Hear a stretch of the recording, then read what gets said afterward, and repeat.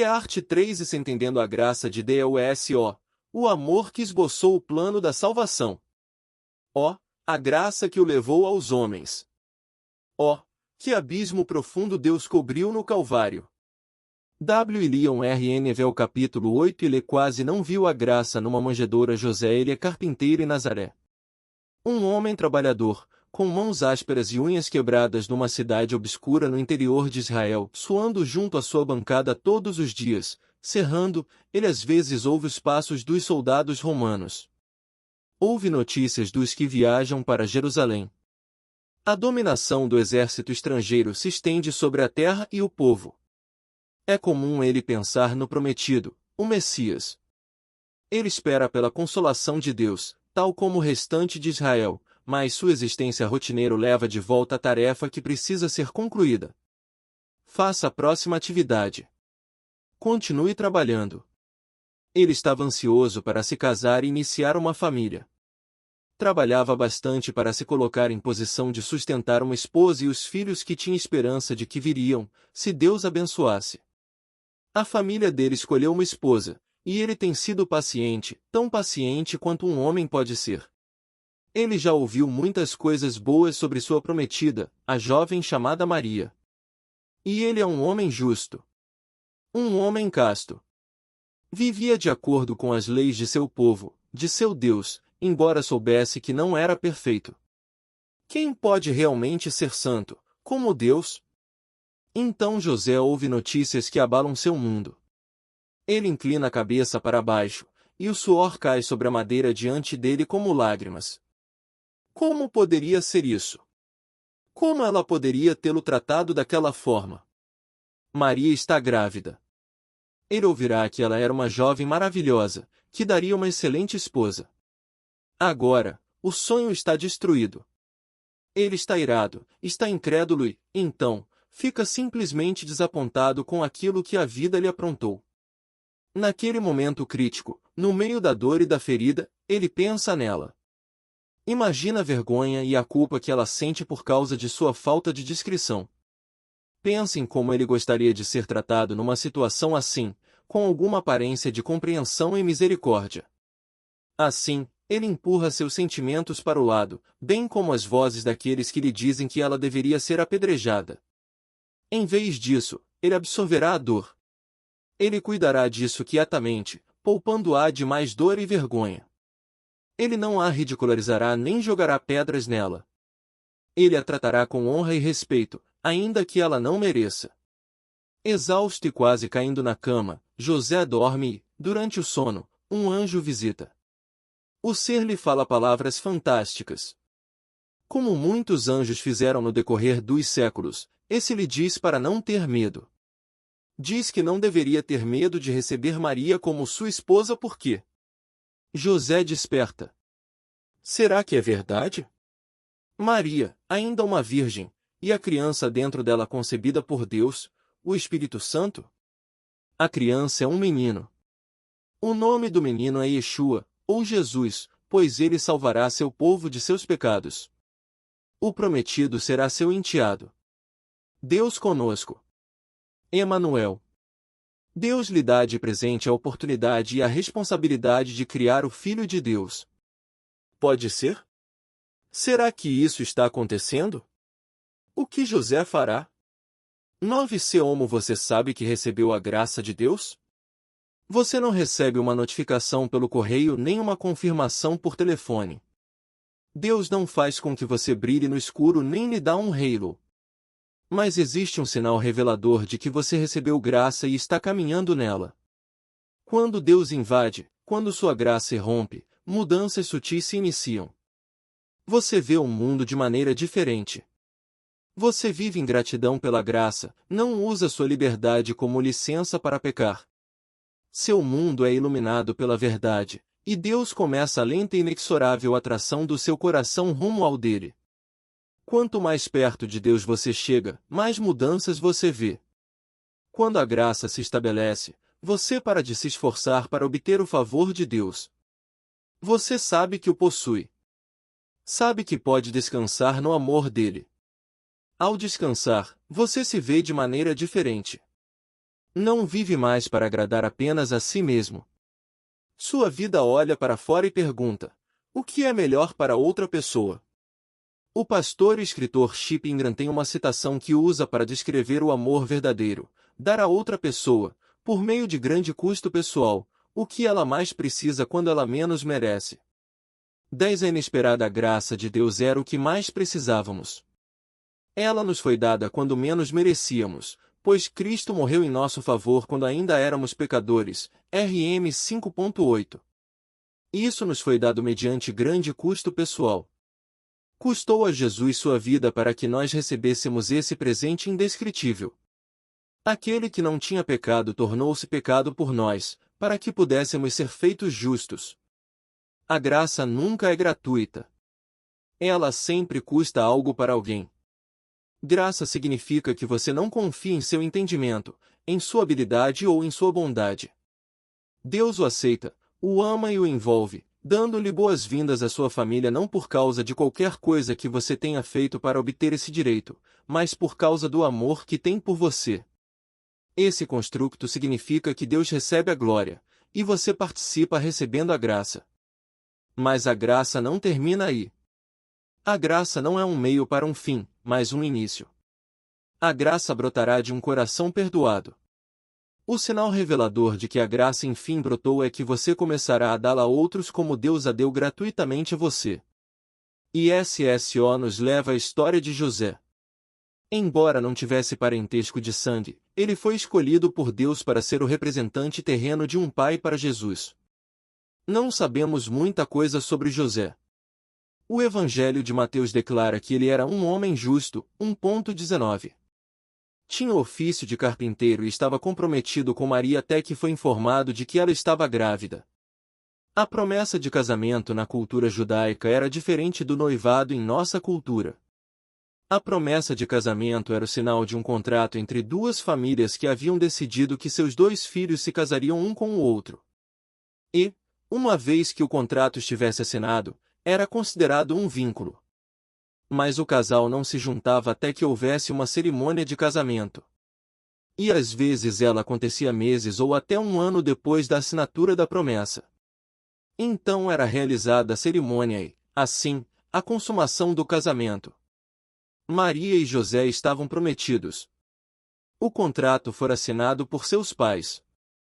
Você não sai de um contrato senão por um divórcio, e o propósito desse período de promessa é ser um tempo de experiência para assegurar que as duas famílias ainda estão felizes com o acordo e para garantir que o casal viveu em fidelidade, embora tenham tido pouco contato social. Quando José soube que Maria estava grávida, percebeu que não tinha opção. Ela havia rompido o contrato. Mas a maneira como ele lidou com a situação nos mostra um pouco do seu caráter.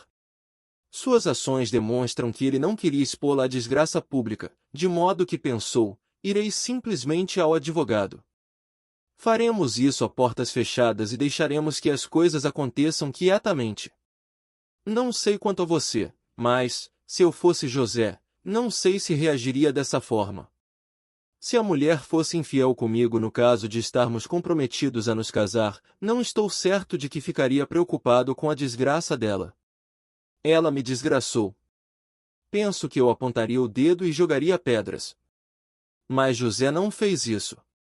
Nem mesmo em sua mente ele fez isso. Ele queria ser afável. Isso me diz que José amava Maria. Ele não queria difamá-la a despeito do fato de ela o haver desonrado. Era assim que ele enxergava a situação. Pode-se imaginar, anos mais tarde, Jesus se encontrando com os fariseus e os líderes religiosos que adoravam usar seu zelo para com as regras a fim de se imporem. A história que Maria, sua mãe, contou sobre José era tão diferente daqueles homens. A mulher pega em adultério curvou-se diante daqueles homens justos, mas Jesus os mandou embora com algumas poucas palavras, e estendeu graça a ela. Teria ele visto esse tipo de amor no coração de seu pai terreno? Será que o menino Jesus pediu à sua mãe que lhe contasse de novo a história sobre seu pai, que decidiu anular o casamento secretamente? A história foi contada porque era central para o histórico da família. Era parte do álbum da família. José não sucumbiu à pressão de mostrar a Maria quão poderoso ele poderia ser. Esse não era o jeito dele. Por quê? José trabalhava com as mãos. Sem dúvida tinha dedos tortos e unhas das mãos partidas. Sua pele era áspera, e seus músculos, testados pelos anos de trabalho duro. Talvez ele tivesse uma aparência grosseira, insensível, mas suas ações para com Maria mostram um coração de bondade e amor mesmo diante do maior desapontamento.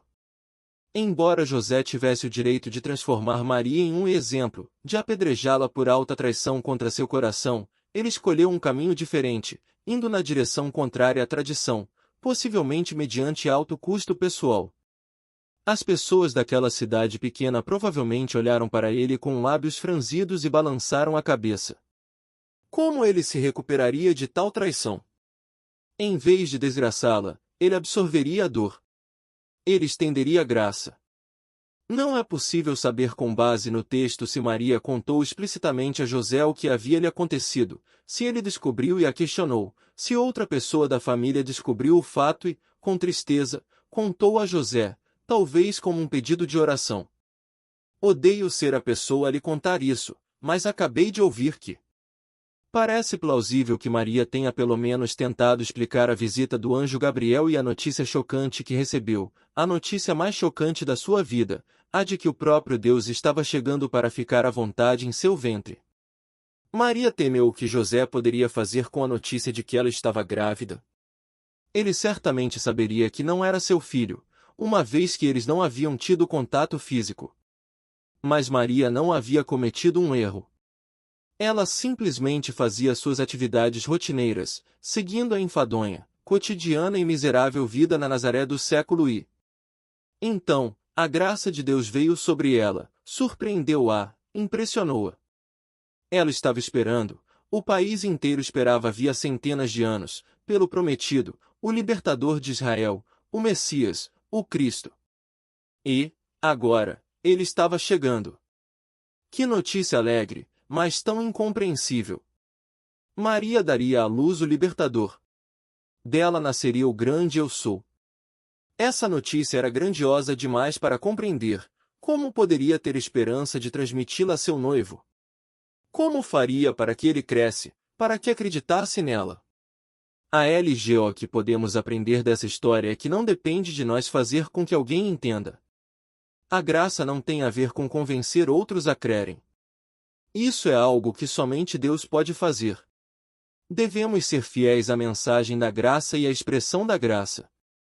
Deus cuida do restante. É difícil acreditar na graça. A graça, quando é concedida em sua plenitude, coloca sua vida no prumo. A graça de Deus, quando derramada em seu coração, muda tudo, como fez com Maria e José.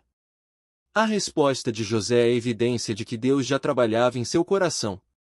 Você não pode conceder esse tipo de graça se não a tiver recebido. É difícil amar quando você nunca experimentou tal coisa. Dar graça quando você nunca a recebeu é como tentar falar um idioma estrangeiro sem nunca sequer tê-lo escutado. É tirar água de um poço seco. Impossível. Deus escolheu José porque havia algo bom nele? Deus sabia que o carpinteiro estaria aberto à ideia de estender bondade e generosidade a Maria?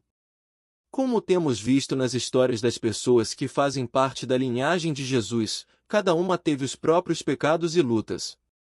E, uma vez que era membro da raça humana, José tinha problemas. Não sabemos quais eram eles. Mas sua primeira reação é lavar as mãos em relação ao problema.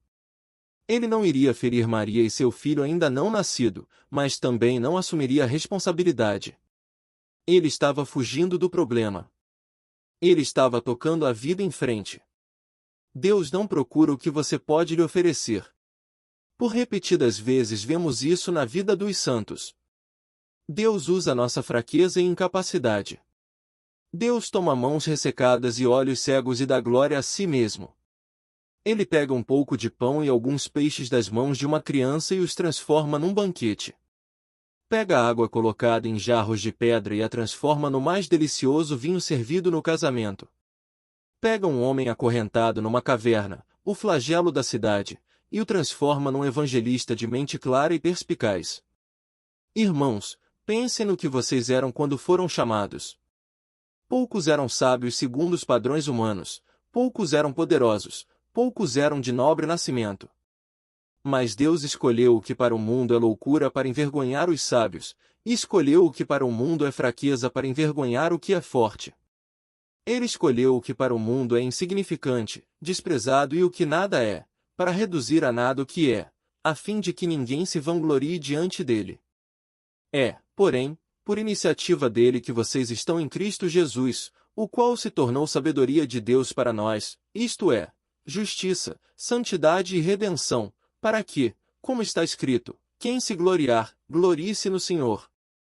1 Coríntios 1:26-31 Foi isso que aconteceu a José.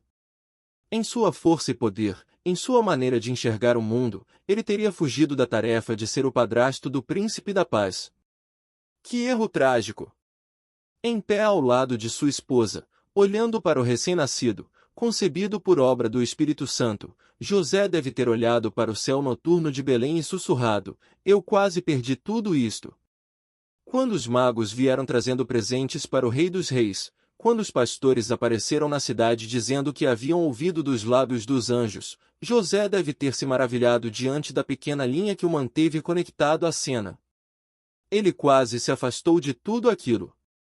Em vez disso, a graça de Deus invadiu, para a glória de Deus Pai. E o pequeno pedaço de graça que José ofereceu a Maria abriu as comportas da plenitude da graça que Deus queria levar ao próprio coração de José. Ela sempre faz isso. Deus faz algo maravilhoso nessa história. Ele confirma a mensagem que deu a Maria e inclui José no grande projeto de sua obra no mundo. Foi assim o nascimento de Jesus Cristo. Maria, sua mãe, estava prometida em casamento a José, mas, antes que se unissem, achou-se grávida pelo Espírito Santo. Por ser José, seu marido, um homem justo, e não querendo expô-la à desonra pública, pretendia anular o casamento secretamente. Mas, depois de ter pensado nisso, apareceu-lhe um anjo do Senhor em sonho e disse: José, filho de Davi, não tema receber Maria como sua esposa, pois o que nela foi gerado procede do Espírito Santo. Ela dará à luz um filho, e você deverá dar-lhe o nome de Jesus, porque ele salvará o seu povo dos seus pecados. Tudo isso aconteceu para que se cumprisse o que o Senhor dissera pelo profeta: a virgem ficará grávida e dará à luz um filho, e o chamarão Emanuel, que significa Deus conosco. Ao acordar, José fez o que o anjo do Senhor lhe tinha ordenado e recebeu Maria como sua esposa. Mas não teve relações com ela enquanto ela não deu à luz um filho. E ele lhe pôs o nome de Jesus. Mateus 1:18-25 A graça não é um sentimento. A graça é uma ação. A graça não é uma emoção. É uma decisão. Uma escolha. A graça é muito parecida com o amor envolvido em perdão, com pele em volta de si. A graça absorve a dor das faltas do outro e continua a amar. A graça não é um conceito nebuloso e indefinido. Você talvez não consiga vê-la, tocá-la ou colocá-la sob um microscópio, mas seus efeitos são eternos. A graça muda tudo. E nada que a graça toca permanece igual. Para estender graça, você deve possuí-la. Para possuí-la, você deve recebê-la. E, para recebê-la, você deve compreender a enorme necessidade que tem dela. Sem a graça, o favor imerecido de Deus, não temos esperança. Com a graça, tudo o que existe é esperança e amor. O objetivo da graça não é fazer com que você se sinta melhor. O objetivo é fazer com que você seja mais semelhante a Jesus, mais como a graça personificada. Jesus foi a graça enviada. Conhecer Jesus é conhecer a graça. Seguir Jesus é experimentar graça. Amar Jesus é conceder graça.